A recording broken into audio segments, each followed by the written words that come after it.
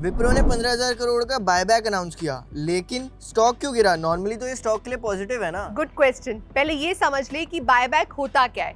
विप्रो 15,000 करोड़ का बायबैक कर रहा है 250 रुपीज पर शेयर के प्राइस पर। बायबैक का मतलब है कंपनी अपने ही शेयर्स वापस खरीद रही है।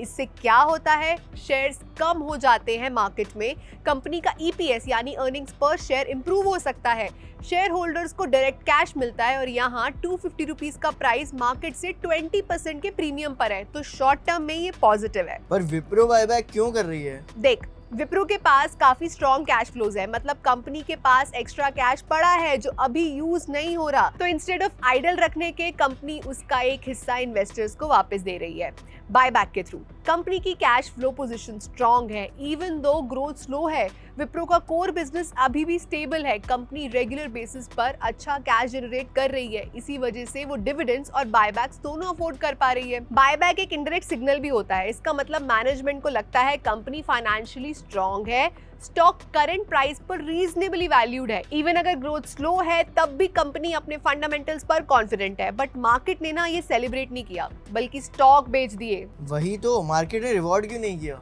एग्जैक्टली सबसे पहले नंबर देखते हैं।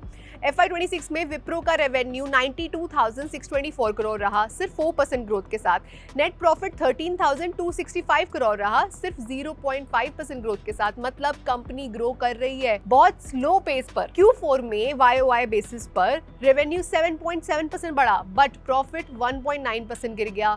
ये दिखाता है ग्रोथ आ रही है बट प्रॉफिटेबिलिटी प्रेशर में है। मार्जिन भी 17% के पास ही स्टेबल रहे, कोई मेजर इंप्रूवमेंट नहीं थी। अब सबसे इंपॉर्टेंट पॉइंट, कंपनी ने नेक्स्ट क्वार्टर के लिए जो गाइडेंस दिया है वो काफी वीक था, -2% से 0% ग्रोथ। मतलब कंपनी खुद कह रही है आने वाले टाइम में ग्रोथ वीक रह सकती है, और मार्केट फ्यूचर देखता है, पास नहीं। इसी वजह से इन्वेस्टर्स कॉशियस हो गए।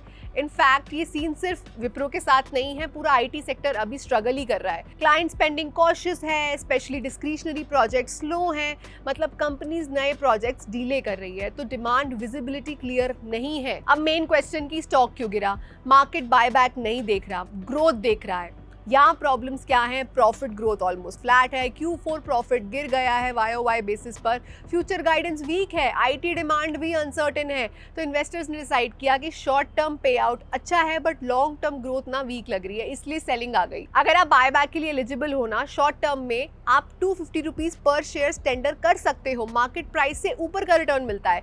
लॉन्ग टर्म में अगर कंपनी की ग्रोथ स्लो रहती है, स्टॉक का अपसाइड लिमिटेड रह सकता है। Investment in the securities market is subject to market risks. Read all the related documents carefully before investing.